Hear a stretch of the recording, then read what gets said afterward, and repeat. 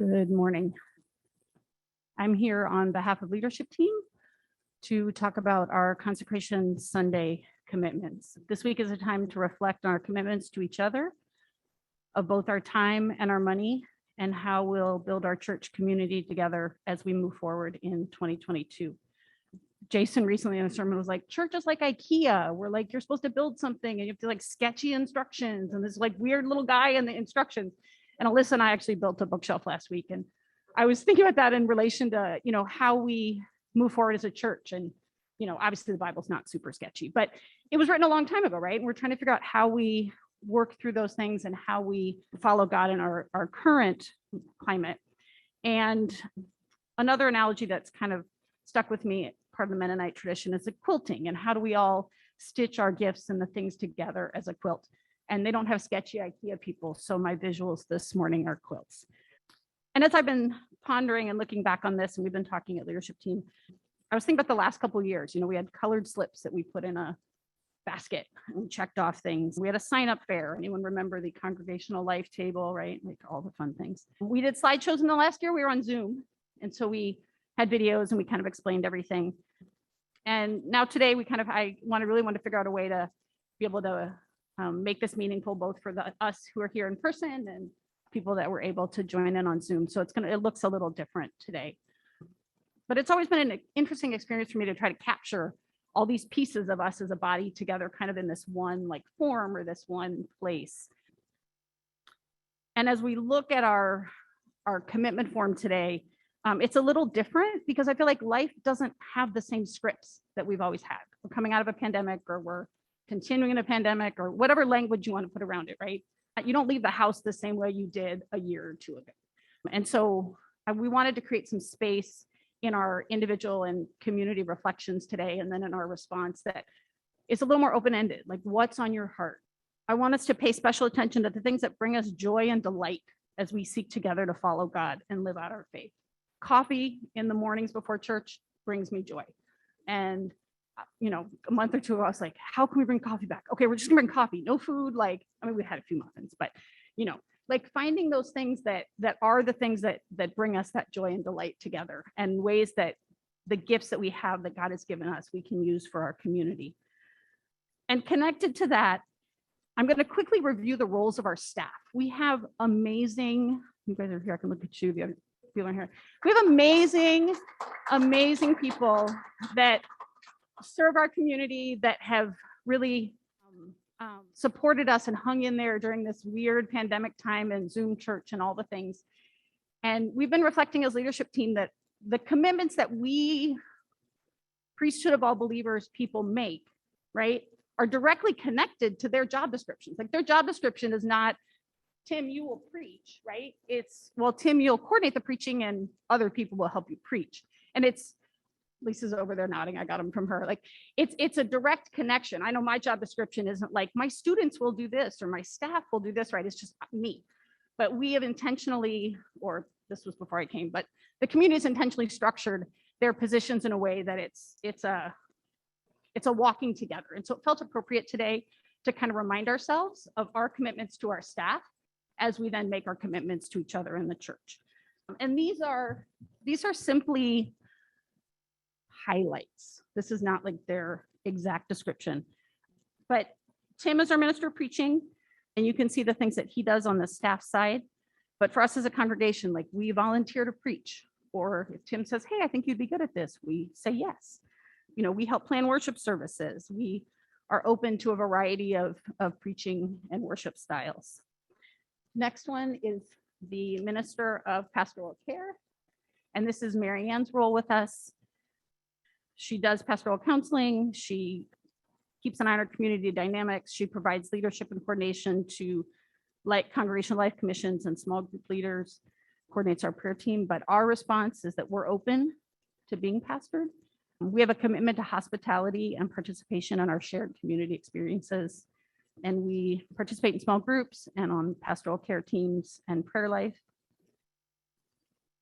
Tim is our minister of leadership. And so Tim provides congregational vision for us. And he's our primary contact, as we as PMC are part of PSMC and the broader church. He's a member of our leadership team. But then on the left, these are the things that we do that connect to his role. I'll just give you a second to read that. I don't have any comments on it. And then we move on to Karen, who's our community coordinator. And she keeps things running. That bottom one, sorry, it cut off. I didn't check the thing. It says volunteer to help with Sunday worship, but she coordinates us. She went from doing, the wonderful bulletin on Sunday mornings to these gorgeous slides every week that really bless the time that we have together. She manages the setup of our space, coordinates volunteers, and then we respond in these ways. She does not do it alone, definitely. And then we have Melissa's two positions. One part of her job is children's ministry, and that is 0 to birth to fifth grade. She coordinates our Sunday morning programming. She worked on the child safety policy. She works with worship planners, like Rob really engaged the kids today in the service. She works on that. But then it's our responsibility, right, to make sure we keep kids safe, to teach Sunday school. There's 2 or 3 people out there teaching Sunday school. There's 2 people down there in nursery caring for our children. And then the other part of her position finally is youth ministry. And she supports our youth in a myriad of ways. Sorry, I'm getting a little emotional because the youth group piece has been so key for my family as we've engaged at PMC. We were going to look for a church, and Aaron and Celeste invited my girls. I was like in this process. I said, we're going to go visit. And they went to youth group once, and they came back and they were like, well, Mom, we like that one. Can't we just stay at that church? Okay, here we are 6 years later, literally almost to the day. So Melissa provides that key role, but it's also on us to volunteer to be mentors. The mentoring program has also been huge for my girls, and participating, like when they go on the crop walk or, planning worship and engaging them. So that was a really fast, sorry, if I'm talking fast, I talk fast and then I get nervous. But our staff, they don't do their jobs in isolation, right? They do their jobs in connection with us as a community. And there are so many ways in which we as a community have to step up to even make them be successful at their jobs. So the Consecration Sunday form this year, Tim, Rosie, and I met, and we decided to kind of group the areas into little broader categories this year. So the first category is things that pertain specifically to the time that we gather on Sundays, or if we had a Wednesday night service, Ash Wednesday, but our Sunday morning time. So there's a spot to respond if you want to help with worship planning, or be on worship commission, or read a passage, or help play music. Exactly. Thank you. I actually have the form so I can pay attention to that. And then preaching, right? Tim obviously does not going to preach 4 times a month. And we at PMC value a lot of the instruction and a lot of the digging into the word together, but also being led in that. So that's an area to volunteer for. Helping hands.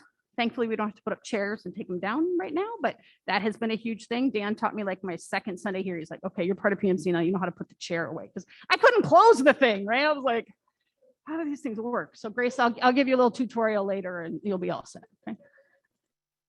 And then now in this hybrid space, it's not just the sound system back there, but we're back there being Zoom tech. So that's an opportunity to volunteer and support. And I would remind you that it's not just ways like you want to change your commitment for 2022, but to recommit to things that you're already doing as you go through the form. The next section of the form is community building. And this is all about ways that we serve each other in love, ways that we create space to be together.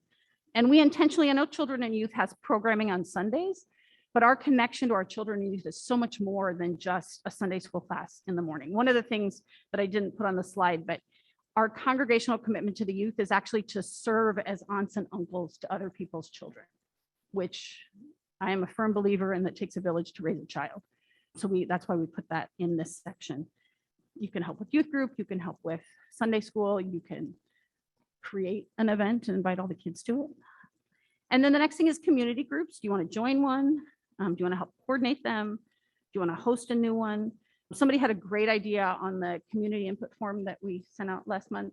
Like, what if we created pop-up small groups? So you're not committed like all school year, like on a Tuesday night, right? You can't make that commitment, but you'd love to get to some other people. So what if somebody coordinates some pop-ups and says, hey, we're doing a Zoom on Wednesday at 8 and Sunday night at 4 in my backyard, and we're going to meet for 3 weeks, something like that. So I'm trying to think real creatively about community groups and ways that we connect with each other. And then there's congregational care. There's hospitality. You know, people go through life transitions. We just had people have babies, that sort of thing. There's a section for prayer team. If you want to join the prayer team, Marianne sends out an email with all the prayer requests. There's other opportunities for small group prayer. And then congregational life, right? Church events, taco truck, anyone? Coffee, all the things, game nights, park things, like those events that bring us together outside of our Sunday morning time. And then we've added a new one, and we're wondering if there's people that want to be intentional about helping us form relationships with our new church partners. I mean, there are landlords too, I guess, but with Connexion. So if you're willing to kind of be intentional about helping us to create those connections. The next section of the form is outreach. And this is how we, as a body, connect to our broader community. There's the FAST team, and we have a connection with LA Voice. Union Station, we've historically served meals. I know that's looked a little different during the pandemic, but some sort of connection there. We are still connected with Full Circle, and they always need volunteers to sort and keep sorting and keep sorting and sort some more. I mean, I'm sure they could use you at the register too, but. And then we recently joined 2 coalitions or networks. We joined the Coalition on Dismantling the Doctrine of Discovery, and we joined the Creation Care Network. So maybe you feel called to help us figure out ways that we can be more intentional about getting involved in those networks and discussions and other activities in our church body. And then there's a section called What Else? I was talking with Rob, and Rob's like, what about people's giftings that don't fit maybe in these categories, or they don't know how they fit? And I was like, that's genius. So there's just a box. If there's something that you feel called to, you feel passionate about, and it doesn't fit, you don't know where it fits, put it there and we will follow up with you. It'll probably be me. And we'll figure that out, because this is a time to be creative. This is a time to see where those new connections are as a body and as a community of faith. And I'm going to bring Rob up for the financial part, because all I would say is like, give your money. So he's got better words around that. Well, I wanted to just make one comment. There's a lot of different angles we could talk about our financial participation in the life of the community. But I was thinking about what Eric said as he read that passage of the widow, where she gave her last 2 copper coins. And this idea of coming at this with the spirit of generosity. And I guess I want to invite us to think about that. How does giving shape you to be a generous person? Right? So I think there's the need part of giving, where we need some money for certain activities. But for today, I want to invite you to think about how do you want generosity formed in your character? How does that reflect who Christ calls you to be? And I think that giving and hearing how our brothers and sisters are giving forms that spirit of generosity. And so as you think about your financial commitments for the year, I just want you to think about how might that form your spirit? And whatever the amount is, if you're like a high schooler here or a middle schooler, or you're retired, whatever it is, I'm not so interested in the dollar amount, but can you give the amount of money for 1 coffee for that month? Whatever it is, because of the way that practice, the things we do, shape who we are as people. So just invite you to think about that spirit of generosity that Christ might form in us. All right. So thank you, Rob. So we're going to have a time of reflection. This is not necessarily the time to specifically fill out your form, although I'm going to give you a link for that.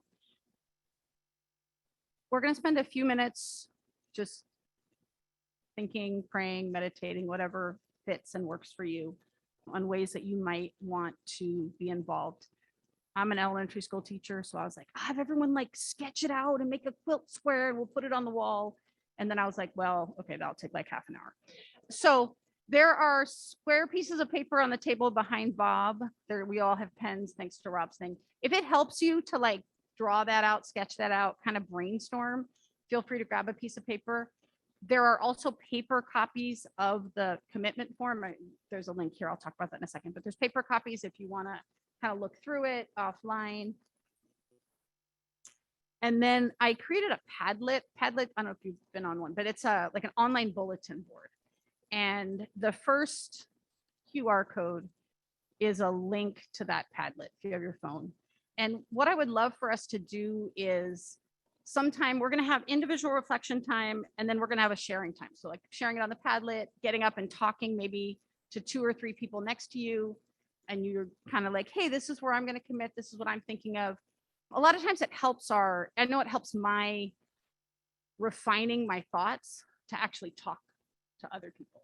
And so you might run into someone that's like, hey, I really want to coordinate this. And you're like, yes, I'd love to do that too. And then you add it to your form. So I'd love to use the Padlet as a way for us here physically and our friends on Zoom to be able to connect and kind of see what we're all thinking. I know like the actual Google form, goes to Karen and I, and we kind of send it around to people, but I realize that it's harder to see visually just us now, what we're thinking and what we're committing to. So if you can use the Padlet, if you do like a drawing on a paper or something, you can take a picture and post that. You can also just type in. It allows anyone access. So I don't think your name automatically like goes up there. Like I was practicing last night, it was like anonymous. And I was like, okay, well, we're not all anonymous. So you can, it might still say anonymous, but if you can like make sure to add your name. And so we're sharing time with the Padlet and with each other. People on Zoom, people on Zoom. Tim's going to open some breakout rooms. Tim's going to open breakout rooms that you can choose to join. So when we get to the sharing part, if you want to connect with each other that way, just join a breakout room and Zoom will show you like who's actually in there before you go in. And then at the end, not necessarily today, but sometime this week, and I'll send this out. I'll make sure that Karen and I'll send this out, one of the lists. If you can fill in your Google form, take time to put what things you're feeling called to and ways you're ready to serve our community in 2022. So that could happen during the reflection time if that works for you, but it could also happen throughout the week. We'll send the form and then we'll also follow up with a reminder. So let me pray and then we'll start our reflection time. Lord, be with us as we contemplate ways that we feel you calling us to serve our community.